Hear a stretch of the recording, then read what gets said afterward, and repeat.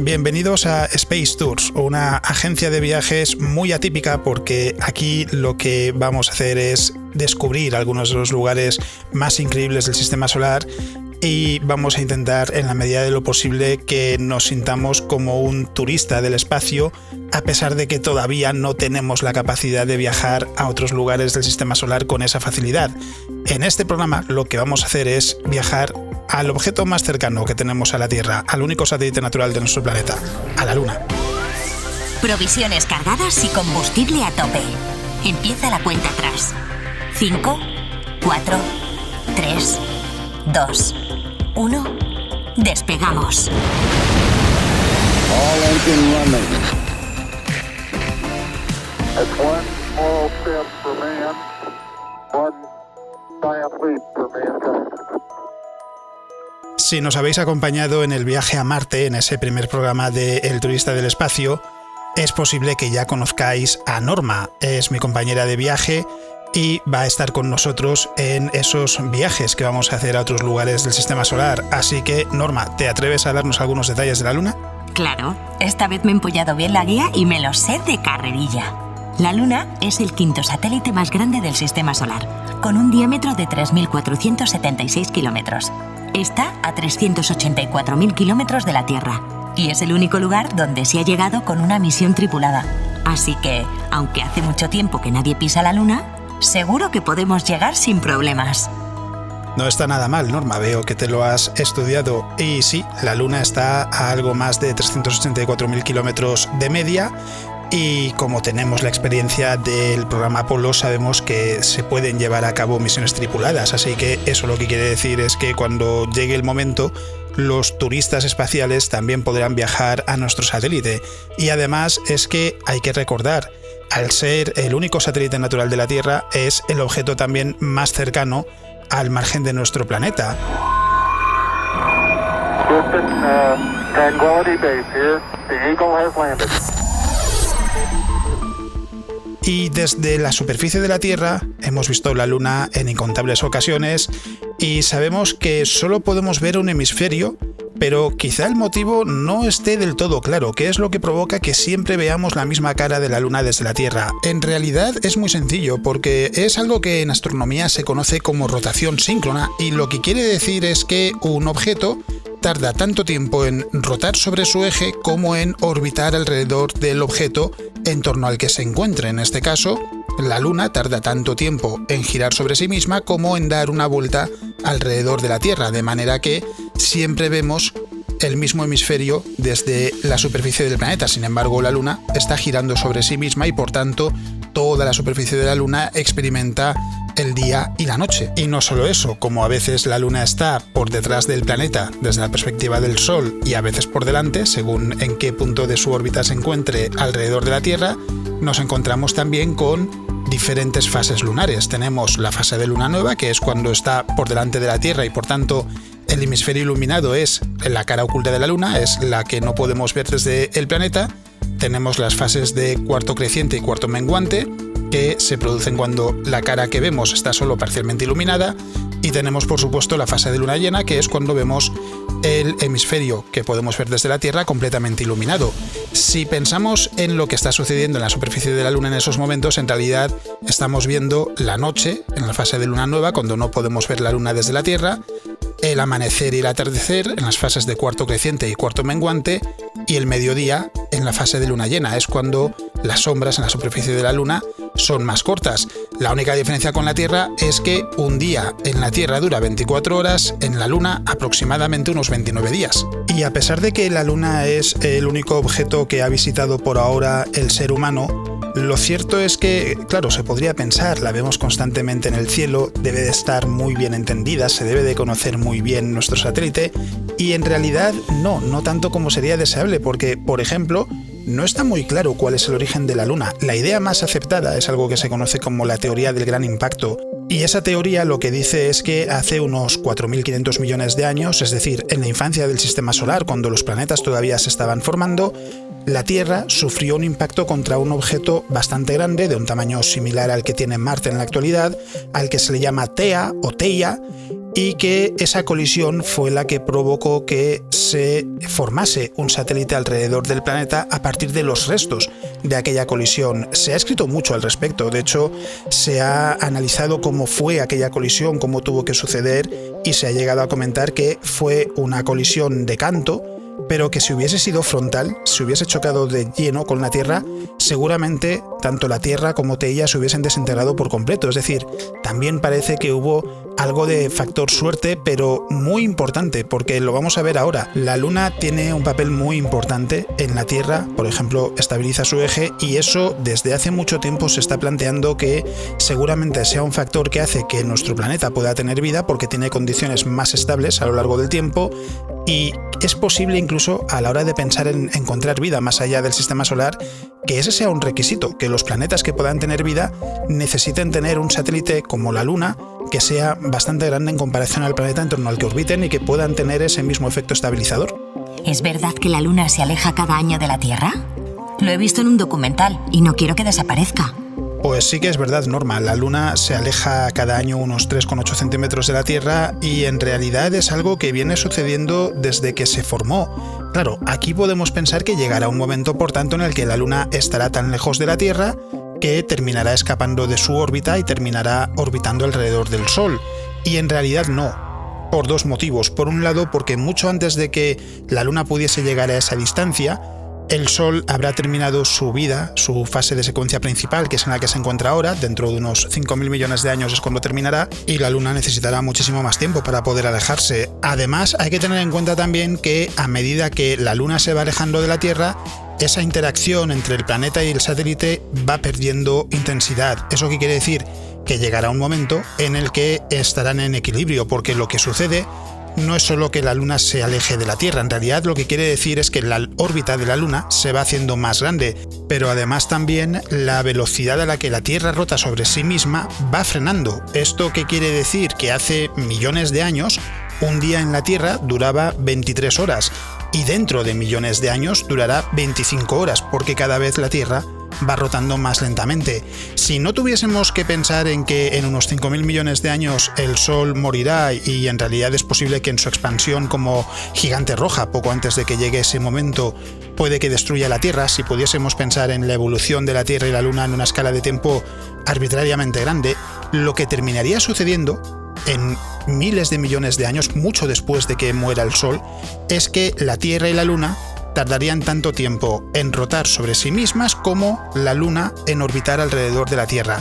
No lo podemos ver en el caso de nuestro planeta, pero hay un ejemplo en el sistema solar que quizás sí hayamos escuchado alguna vez, y es el de Plutón, porque Plutón tiene varios satélites a su alrededor, pero el más grande de ellos, y seguramente el más popular, es Caronte, y pasa exactamente eso. Caronte tarda tanto tiempo en rotar sobre sí mismo como en orbitar alrededor de Plutón, y Plutón tarda el mismo tiempo en rotar sobre sí mismo, de manera que desde la superficie de Plutón, Caronte solo es visible desde un lugar en concreto, y desde el otro extremo del planeta enano no podemos ver a Caronte. En el futuro de la Tierra, si pudiésemos llegar a ese momento tan lejano, podríamos ver la Luna solo desde un hemisferio de la Tierra y solo veríamos un hemisferio de la Luna, pero se aleja lo suficientemente lento como para que no pueda pasar en el plazo de vida que le queda al Sol en esa fase de secuencia principal. Y no es lo único que podemos contar de nuestro satélite, porque por tamaño es el quinto satélite más grande del sistema solar. Hay que recordar que el más grande es Ganímedes, un satélite de Júpiter. Y en realidad, si hacemos la clasificación de otra manera, si no nos fijamos únicamente en el tamaño, sino también en el tamaño del planeta en torno al que orbita, la Luna es el satélite más grande en relación al tamaño del planeta al que orbita, porque no es mucho más pequeña que la Tierra.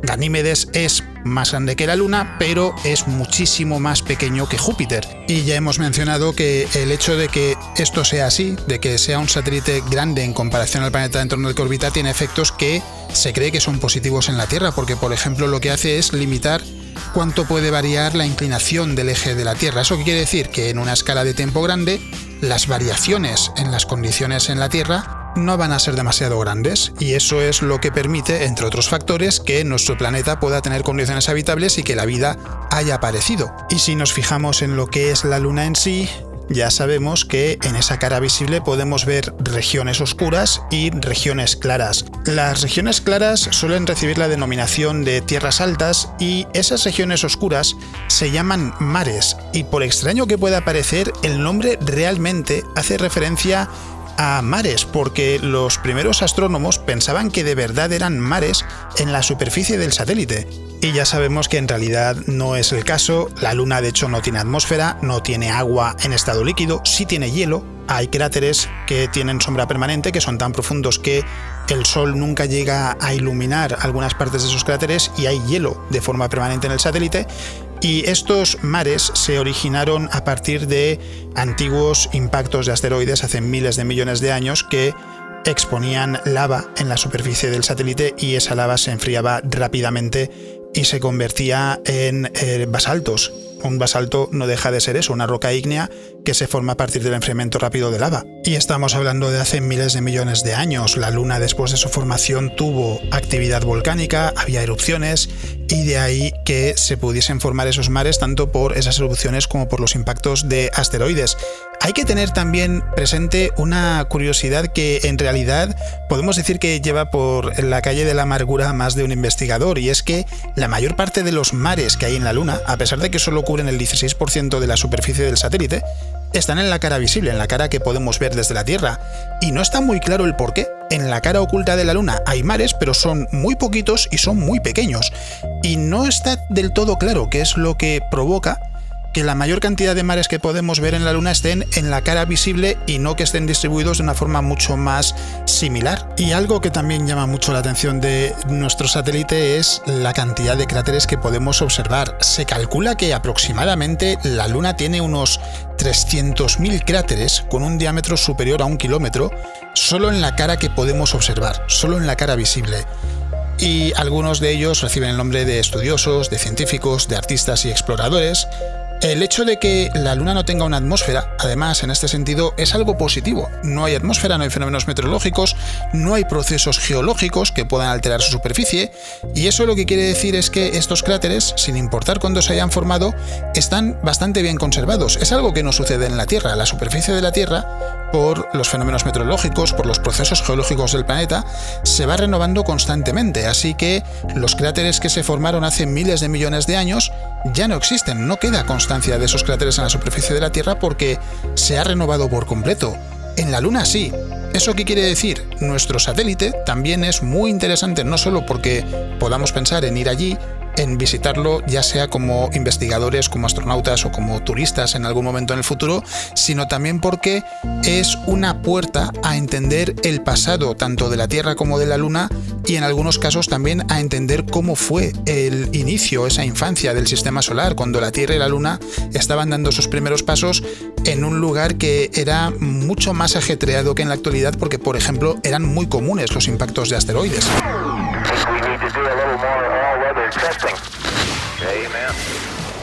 De todos modos, estamos hablando de la Luna, estamos hablando de que es un lugar al que los turistas espaciales irán más pronto que tarde, seguramente. Todavía quedan unos cuantos años para que suceda, pero va a ser el primer objeto que los turistas puedan visitar porque es el más cercano. Es, por tanto, algo de lo que también hay que hablar. Y antes de cualquier viaje, lo que tenemos que hacer es preparar la maleta. Así que, Norma, pensaba decirte qué es lo que podrías llevar en esa maleta, pero te voy a dejar que seas tú la que me cuente qué es lo que llevarías en la maleta. Me temo que me va a pasar como en Marte y no voy a poder lucir outfit. Pero me encanta la idea de llevar un traje espacial como ya hice en los carnavales de Cádiz. Para 3 o 4 días de viaje me da tiempo a estudiar los test del carnet de conducir y seguir practicando, que a este paso no me saco ni el teórico. Lo que no me va a faltar de nuevo es mi supercámara para inmortalizar la primera pisada en TikTok. Ya estoy viendo el viral diciendo eso de un pequeño paso para el hombre, un gran paso para la humanidad, mientras me marco un baile robot muy loco.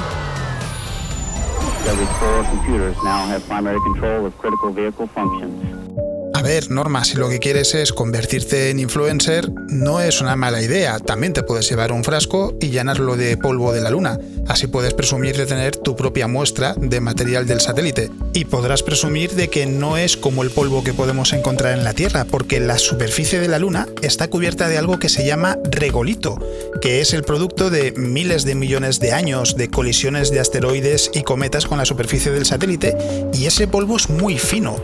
Y no hay nada que se le parezca en la Tierra, aunque sí que hay regolito también en Marte, por ejemplo, pero tendrías regolito de la Luna y podrías presumir de tenerlo en ese frasco, aunque no serías la primera en recoger muestras de material de la Luna, porque se ha llevado a cabo durante las misiones del programa Apolo, de las que vamos a hablar en un momento, y se trajo mucho material de vuelta al planeta aprovechando esas misiones, porque aproximadamente fueron unos 380 kilos de rocas, de material lunar, los que se trajeron a lo largo de las misiones de Apolo 11 a Apolo 17, y hay que decir que todavía queda alguna muestra de ese material lunar por abrir, no por estudiar, por abrir directamente. Está todavía envasada al vacío, tal y como se recogió en aquel momento.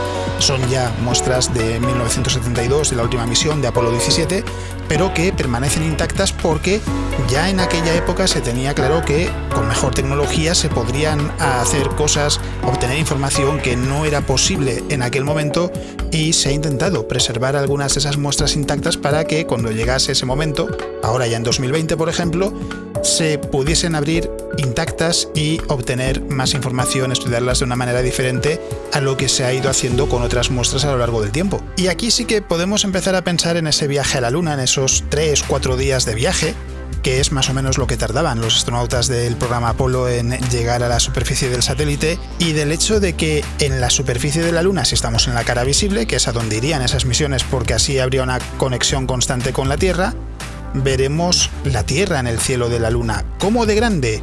No tanto como podríamos pensar. Evidentemente la Tierra es mucho más grande que la Luna y se va a ver de manera destacada, pero no va a ocupar una gran parte del cielo. La mayor parte del cielo de la Luna, incluso en la dirección de la Tierra, va a ser espacio negro ocupado por las estrellas del resto de la galaxia. Y el hecho de ver la Tierra en el cielo de la Luna puede que nos lleve a hacernos una pregunta que surge de cuando en cuando, que quizás nos hayamos hecho en alguna ocasión, y es: ¿por qué, si todos los días desde la Tierra podemos ver la Luna, a menos que esté en fase de luna nueva, no tenemos un eclipse lunar o solar cada mes? ¿Por qué se producen con una frecuencia mucho más alta?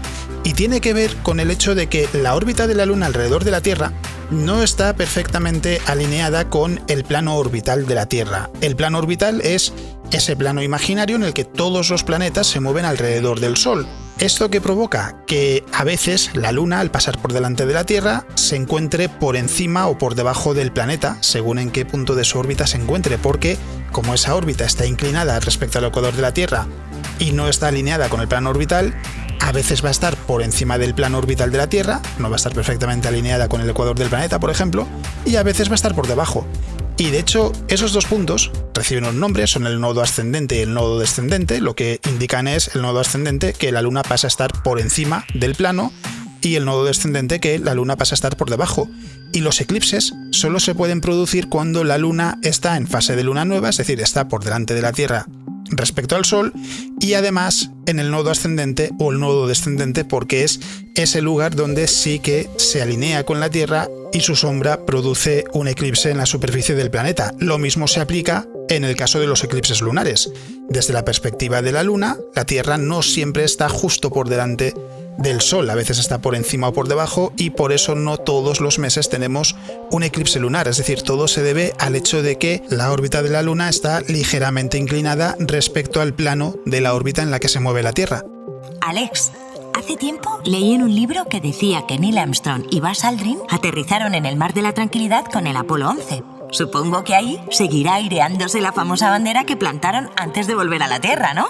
En realidad, Norma, la bandera solo se podría idear si hubiese atmósfera en la Luna, pero como no la hay, no es el caso. Y además, específicamente con Apolo 11, lo que sucedió fue que la bandera la colocaron demasiado cerca de la nave, así que cuando Neil Armstrong y Buzz Aldrin se subieron al módulo para regresar a la órbita de la Luna, donde les esperaba Michael Collins en el módulo de mando, la bandera salió despedida, salió volando y terminó cayendo en el suelo a cierta distancia de donde se encontraba.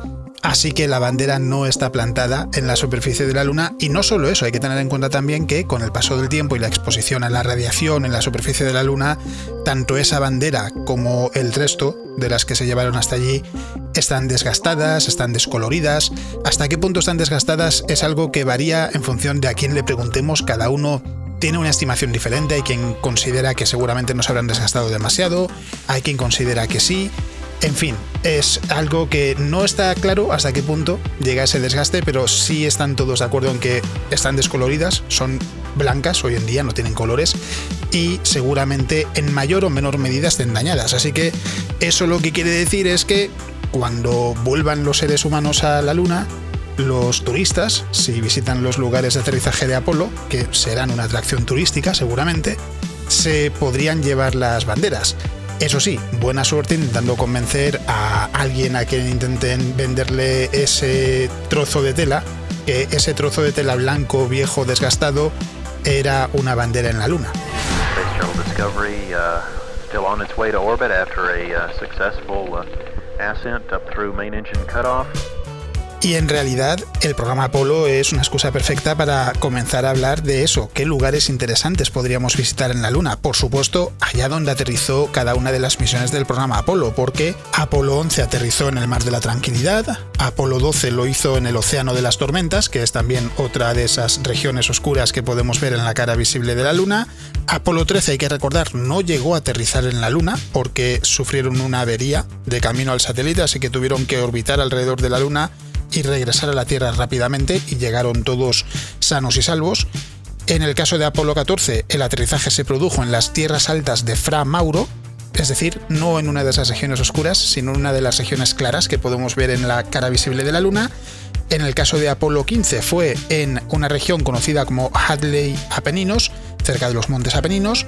Y en el caso de Apolo 16 aterrizaron en las tierras altas de Descartes, mientras que Apolo 17, la última misión tripulada, al menos por ahora, de cuantas han ido a la Luna, aterrizó en un valle que se conoce como el Valle de Taurus Lidrow. Así que esos 6 lugares, sin duda, son sitios que querremos visitar si tenemos la oportunidad de viajar a la Luna, aunque en realidad hay que tener claro que son lugares que de por sí no van a tener ningún interés especial, no van a ser muy llamativos, no dejan de ser grandes extensiones de terreno en los que sí, a lo mejor podemos ver alguna elevación en la distancia, algún cráter más o menos cercano, pero no son lugares que sean espectaculares de por sí, sino en este caso por el valor que tienen para la historia del ser humano. Fueron los lugares que visitaron los primeros seres humanos que viajaron a la Luna. Y esto también nos permite hablar de otro lugar que va a ser interesante y muy importante en el futuro, que es la cuenca Aitken Polo Sur. Se llama así porque abarca gran parte del polo sur de la Luna, y es un lugar que resulta muy interesante por 2 motivos. Por un lado, porque en realidad su origen es un impacto. La Luna sufrió un gran impacto hace miles de millones de años y provocó un gran cráter, que es lo que se conoce como la cuenca Aitken, que está en el polo sur de la Luna. Y por otro lado, es allí donde se considera que están las mejores posibilidades para establecer una base permanente en donde podamos tener astronautas, donde podamos llevar a cabo investigaciones y se pueda trabajar en ese objetivo de poder llegar a un punto en el que la permanencia en la Luna sea algo cotidiano, donde haya constantemente tripulaciones que permanezcan en esas bases científicas, y también, por supuesto, preparar ese viaje en el futuro, en la década de 2030, a Marte. De hecho, allí será donde seguramente, si no hay cambios de última hora, todo apunta que va a ser en la cuenca Aitken donde tenga lugar el aterrizaje de las próximas misiones del programa Artemisa, donde se reanudará la exploración humana de la Luna, porque desde Apolo 17 no ha habido ninguna misión tripulada a la Luna, y más de 50 años después, en la década de 2020, hacia 2025, se espera que Artemisa 3, que va a ser la primera misión tripulada de ese nuevo programa de la NASA para explorar la Luna en misiones tripuladas, en misiones con seres humanos, volverá a llevar a seres humanos a nuestro satélite. Así que, como mínimo, el valor histórico en el futuro lo va a tener la cuenca Aitken, además de todo lo que nos permita obtener a nivel de conocimiento para esas misiones que se puedan llevar a cabo en el futuro y para aprender a utilizar, por ejemplo, los recursos que se puedan obtener en el propio satélite para, por ejemplo, conseguir agua o, por extraño que pueda parecer, conseguir fabricar combustible para cohetes. Ya sabemos que desde mediados del siglo XX y ahora en el siglo XXI también la Luna está siendo explorada por Estados Unidos, Rusia, China, Japón, India. Otros países también tienen planes de llevar a cabo sus propias misiones y es algo que se ha llevado a cabo tanto desde la órbita del satélite, con naves como por ejemplo la Lunar Reconnaissance Orbiter de la NASA, así como desde la propia superficie, ya no solo con las misiones del programa Apolo, que eran tripuladas, y en algunas de ellas incluso se llevó un rover que los propios astronautas podían conducir, sino también por medio de misiones robóticas con rovers como por ejemplo el programa Chang'e de China, que está explorando la Luna con la ayuda de pequeños rovers en la superficie para poder tomar muestras, por ejemplo, directamente y analizar el terreno in situ. Y el camino que se espera seguir es el de tener bases ya no solo por parte de Estados Unidos. Por ejemplo, hace unos años la Agencia Espacial Europea anunciaba que tenía planes, habrá que ver si se llevan a cabo o no, pero tenía planes de, en la década de 2030, construir una base lunar en colaboración con China. Más recientemente, también China y Rusia han anunciado planes para tener una estación espacial en la órbita de la Luna. La propia NASA, la Agencia Espacial de Estados Unidos, ya ha anunciado el proyecto de la Plataforma Lunar Orbital, que es el nombre que recibe una estación espacial que va a estar en la órbita de la Luna y que en realidad en muchos sentidos va a ser la sucesora de la Estación Espacial Internacional. Y en todos esos casos la finalidad es la misma, tener astronautas que estén en esas estaciones espaciales, que estén en esas bases lunares, que trabajen en llevar a cabo investigaciones de diferentes tipos y tener una presencia permanente, que esas bases no estén abandonadas en ningún momento, igual que sucede con la Estación Espacial Internacional, que lleva más de 2 décadas habitada de manera permanente. Van rotando las tripulaciones que se encuentran allí, normalmente están unos 6 meses, y con la Luna lo que se espera es poder hacer exactamente lo mismo una vez que se construyan esos asentamientos. Esto lo que quiere decir también, lógicamente, es que por ahora esas bases no van a ser para turistas, pero el futuro de la industria espacial privada lo que espera es precisamente eso, tener presencia más allá de la Tierra, tener estaciones espaciales alrededor de la Tierra y, ¿por qué no?, llegará un momento en el que la idea de construir bases espaciales para turistas sea factible y en ese momento, quién sabe, algún día podemos, si nos convertimos en turistas espaciales, encontrarnos en algún bar en la Luna. Pero, ¿tú crees que podríamos vivir en el futuro en una ciudad que se construya en la Luna? Esto ya lo pregunto a lo loco y sin tener ni idea. Aunque a veces esté harta de los líos que se montan en la Tierra, de momento no me he planteado irme de nuestro planeta.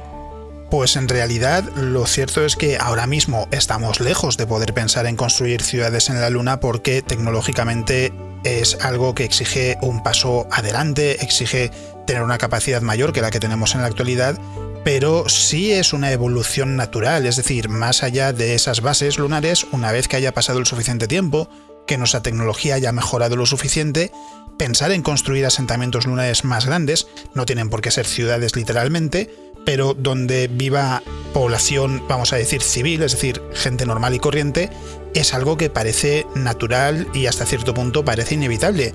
Y se ha planteado, por ejemplo, el construir esas ciudades en el interior de los tubos de lava que se encuentran bajo la superficie de la Luna, porque serían lugares ideales, porque tendrían una buena protección frente a la radiación en la superficie de la Luna, por ejemplo. Así que, aunque es algo que todavía no se puede llevar a cabo, sí se está pensando en cómo se podrían construir ciudades en la Luna. Y aquí estamos hablando desde la perspectiva de un turista que va a la Luna, va a visitar el satélite y que volvería unos días después, pero en realidad, si dejamos volar la imaginación y pensamos en el futuro del ser humano, de la exploración espacial, etc., a lo mejor dentro de, vamos a poner una cifra al azar, 100 años, 150 años, 50, quién sabe, porque no es posible saber a qué ritmo va a avanzar la tecnología, tenemos seres humanos normales y corrientes, no investigadores, no astronautas, viviendo de manera permanente en la Luna. Y además es que poder estar la mayor cantidad de tiempo posible en la superficie de la Luna de manera prolongada es útil para la ciencia y para el ser humano, porque lo que se necesita es entender, por un lado, cómo nos podemos adaptar a un entorno en el que no tenemos la protección de la Tierra, cómo tienen que ser esos hábitats artificiales, esas bases lunares, qué requisitos tienen que cumplir para que el ser humano no esté en peligro, para que no tenga una exposición a la radiación que sea peligrosa, etcétera, etcétera. Y por supuesto porque todo lo que se aprenda allí va a servir para llevar a cabo ese mismo procedimiento en Marte dentro de muchos años, porque todavía no se está hablando ni mucho menos de una base en Marte. Eso es algo que sucederá después de esa primera misión tripulada en la década de 2030, y es algo necesario si lo que queremos es pensar en tener presencia permanente más allá de la Tierra. Esto en realidad nos permite ver diferentes utilidades de tener presencia en la Luna de manera permanente. Por un lado, el impacto que tiene en el ser humano el vivir en un entorno en el que hay gravedad, pero muy inferior a la de la Tierra, porque la Luna tiene la sexta parte de la gravedad de la Tierra. Por otro lado, esos recursos que hay en la Luna, aunque no sean los que tenemos en la Tierra, se pueden utilizar. Hay hielo, ya lo decíamos anteriormente, en los cráteres que tienen sombra permanente en, por ejemplo, el polo sur de la Luna. Ese hielo se puede utilizar, se puede obtener agua, se puede obtener hidrógeno para combustible para cohetes. Es decir, hay recursos que pueden permitir que un ser humano lo tenga más fácil para estar en la Luna de manera permanente y que la dependencia de la Tierra sea menor, que no necesitemos que se envíe todo tipo de recursos desde la Tierra, porque algunos sí se puedan obtener en la Luna. Y aunque todavía no hay una fecha concreta para ello, ya se está pensando en bases lunares de una manera bastante concreta. Hay prototipos, hay conceptos de cómo podrían ser esas bases lunares, y se tiene en cuenta no solo esa faceta de trabajo de los astronautas, sino también el ocio. Y eso es lo interesante, porque ahí podemos pensar en nosotros mismos como turistas en la Luna. ¿Qué podríamos hacer en una de esas bases? Entre los muchos conceptos que se han planteado, hay uno, por ejemplo, que se llama Lunar Lantern, que ni mucho menos tiene por qué convertirse en realidad, en el que lo que se plantea es una base lunar con diferentes plantas, y una de esas plantas estará dedicada al trabajo y al ejercicio, es decir, podremos hacer ejercicio en la Luna. Otro a la alimentación, a la interacción con otros miembros de la tripulación, es lo que planteaban ellos si pensamos en turistas, a la interacción con el resto de viajeros que nos podamos encontrar en esa base.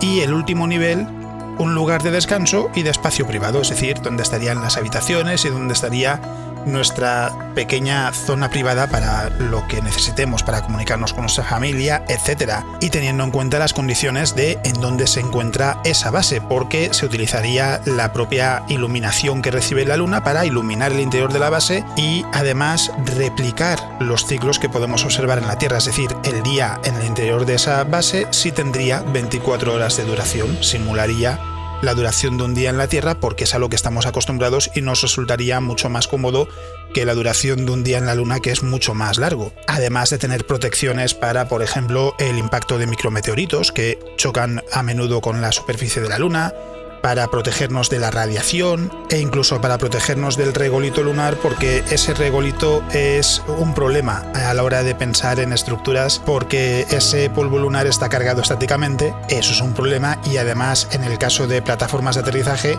se ha pensado incluso en cómo poder atrapar ese polvo, cómo mantenerlo en un sitio bien controlado para evitar que se disperse a otros lugares de la superficie de la Luna, al entorno de la base, y que pueda interferir con el funcionamiento de la base. Es decir, a pesar de que todavía no se está pensando en fechas concretas para empezar a construir esas bases lunares, ya se está trabajando en cómo van a funcionar. Y por supuesto eso quiere decir que podemos imaginarnos como turistas cómo sería un día en la Luna, qué es lo que haríamos cada uno de nosotros. Otra cosa, Alex. ¿Tendremos la oportunidad de visitar la cara oculta de la Luna? Me llama mucho la atención. Es la parte más misteriosa. Y he oído que en ocasiones se han producido colisiones de objetos artificiales. Si estamos en la Luna, claro que podremos visitar la cara oculta de la Luna. Tener una base allí seguramente no sea práctico, porque como no la vemos desde la Tierra, necesitaremos utilizar algún satélite que haga de enlace de comunicaciones con el planeta, mientras que desde la cara visible no es necesario. Pero visitarla, desde luego que la podremos ver, porque además podremos ver ese contraste entre la cara visible, donde los mares ocupan una parte importante del hemisferio, mientras que en la cara oculta lo que nos encontramos es lo opuesto. Las tierras altas es lo que abunda, no hay prácticamente mares, y además hay muchos cráteres que son visibles incluso desde la órbita de la Luna con mucha facilidad. Así que sí, claro que la visitaremos. En cuanto a los objetos artificiales que han colisionado con la Luna, ha ocurrido en diferentes ocasiones a lo largo de los años como consecuencia de esa exploración del satélite, y es verdad que hace poco tiempo, en 2022, se observaba la colisión de una fase de un cohete que se utilizó para un lanzamiento por parte de China, que estaba en una órbita parecida a la de la Luna y que terminó colisionando con la cara oculta de la Luna. Es algo que en realidad, más allá de la anécdota, no tiene ningún impacto en lo que es la Luna en sí, no le afecta de ninguna manera, sufre muchos impactos constantemente de pequeños meteoritos. Es más, hay que recordar que en el caso del programa Apolo, algo que se hacía era deliberadamente estrellar algunas veces los módulos que ya no se necesitaban en la superficie de la Luna para poder probar que los sismógrafos que se habían instalado funcionaban correctamente. Así se sabía que estaban listos para recoger datos. En cualquier caso, algo que sí podemos hacer cuando queramos es entrar en la web de la NASA. Podemos ver fotos de la Luna, podemos ver tanto la cara visible como la cara oculta. Tienen un álbum de fotos gigantesco con todo el programa Apolo, no solo de la Luna, sino de los preparativos de cada una de las misiones, los momentos posteriores, y hay una web que se llama apoloinrealtime.org, Apolo escrito con 2 L's, donde tenemos en esos momentos, porque puede que lo amplíen en el futuro, las misiones Apolo 11, Apolo 13 y Apolo 17 en tiempo real, con un montón de audios, de vídeos, de imágenes de cómo se desarrollaron aquellas misiones. Me ha encantado conocer la Luna y sentirme como Neil Armstrong por unos días. Es alucinante cómo puedes llegar tan lejos, volver en cuestión de días y verla allí, a lo lejos, como si nada, iluminándonos cada noche. Ah, y que sepas que el TikTok del baile ya lleva 300.000 me gusta. Ha sido un placer acompañarte de nuevo, Alex. Eres el mejor guía de viajes espaciales que ha parido la Tierra. Muchas gracias, Norma. Y a vosotros, si queréis sentiros como el turista del espacio, deciros que aquí es donde termina esta visita de la Luna, pero tenemos más en la recámara en Space Tours, porque lo siguiente que vamos a hacer, después de haber visitado Marte, después de haber visitado la Luna, es irnos todavía más cerca al entorno inmediato de nuestro planeta, a lo que se conoce como la órbita baja de la Tierra, porque ahí es donde se producirá muchos de los primeros pasos en el mundo del turismo espacial y de la expansión del ser humano más allá de la Tierra, y lo vamos a ver en los próximos años. Así que, si os suena interesante, os esperamos en una próxima ocasión. Hasta entonces, un saludo y nos escuchamos pronto. Gracias por volar con Space Tours. Esperamos que el viaje haya sido de tu agrado y te haya servido para planificar tus próximas vacaciones o las de tus nietos y bisnietos. Permanece atento a los próximos destinos de Space Tours, la única agencia de viajes interespacial de ida y vuelta. Adiós.